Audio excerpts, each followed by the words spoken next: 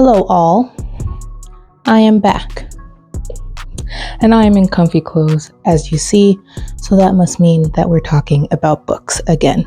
So buckle up because we're getting right into it. And I know some of you out there would be saying, hey Liz, you said that you were going to finish this book in 2 weeks. It's almost 3 weeks, what's going on? The key in that phrase is almost 3 weeks. If you were to check the last video, it has been 18 weeks, oh my god. It has only been 18 days. We have yet to make the 3-week mark. So we're still good. Promise has been kept. Book is done. We're at the video. The book that we are reviewing today is The Sun and the Void. I don't even know how to proceed with this review. I decided that I'm not going to do spoilers because that kind of ruins the point of these. I'll just give my opinion and I will show the next book. I think that that's the best way to do these. So my overall score on this book is a solid 6 out of 10, and I'll explain. It took me about this long to get into this book. The only reason I kept reading this book is because I said I'd be done this book in 2 weeks. It took me so long to get into this book. Usually, like by the second, third chapter, I'm hooked, I'm in. But this one, it has all the elements of a book that I love. It's like in a fantastical land, there's like a map, fantastical creatures. But at the beginning, everything is introduced at like one time and nothing is explained. So you have nothing to like even imagine. You're just like, what the heck is going on?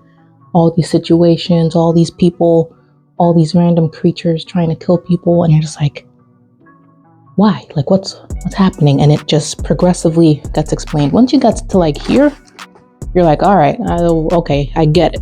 When you're here, you're like, what the frick? Why am I reading this? There's other things to do. Another reason why I'm thinking more 6 out of 10, even though I'm not into like romancy. So this is take 2. I did the whole video already, and my mic didn't work, and it was a phenomenal video. So I'm just here to finish out that video and introduce the new book. Another reason why I'm thinking more 6 out of 10 rather than 10 out of 10.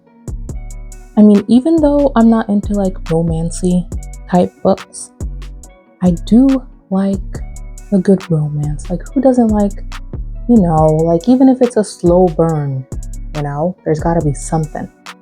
And in this book, there is, but it's like slow burn to the max. Like you won't find out what happens with who till quite literally the last chapter. It took the last sentence in the last chapter will let you know what happens with who.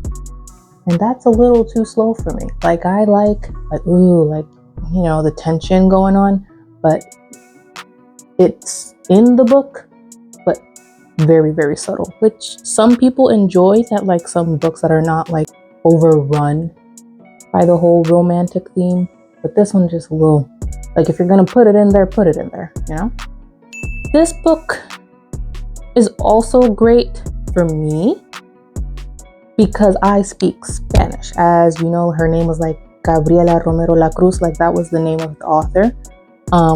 But there was a lot of like Spanish words, Spanish phrases within the book itself that made my reading experience like way better. But for someone who has no understanding of Spanish, has no idea, it might just be a little more confusing. Like there's a lot of Spanish foods and Spanish instruments that I grew up listening to, grew up eating, that I was like, oh my god, let's put this in the book. But for some people, they would have like, what the heck is this? So if you do speak Spanish or of Spanish heritage, there are things you would not just understand, but would appreciate in the book. You could still enjoy it without having those, but there's just that little added side note. And another reason why I decided that this book was a 6 out of 10 has nothing to do with the book, but it has everything to do with my lack of knowledge. This book is not a standalone. I know the whole point of doing this whole, book survey was to find a book that I could read by itself while I wait for my next book, right? Nope. I picked another series. Well, you guys picked another series, so I should blame you. It's your fault. This book has a second book. I haven't even looked up what the second book is about, if it's even out. I'm not going to stress myself out with it yet. There's another book out there are coming out at some point for this story. All right. And I was not prepared for that. I was under the impression, again, mistakenly, that it was just a one and done type of book. But now it's the time to introduce the next book I'm reading. I am personally very excited for this one because this book arrived in the mail 2 days ago. And reveal, here it is. It is The Dawn and Its Light. It is, and it better be, the last book of the series I started reading when I started this channel. Because if this book is not the last book, I'm throwing hands, okay? The other names of the books I've already read from this specific series are The Night and Its Moon, The Sun and Its Shade, and The Gloom Between Stars. All very good, but I have yet to review them because since I started it before I started the channel, I just kind of wanted to review the whole series as a whole. I thought it made sense in my head. So this is the last. I'm gonna find out if it's the last one. Huh? Okay. There is no pronouncement of any other book, so this must be the last book. And I'm very excited to read it. I will also put myself on a timer for 2 weeks. But since I already know kind of the story, it might take me less time. Thank you for watching my videos. Thank you for watching my review. Subscribe if you haven't yet. I'm going to be doing this hopefully all year to keep myself reading. And yeah, I think I'm going to start it now, honestly. It looks a little too pretty.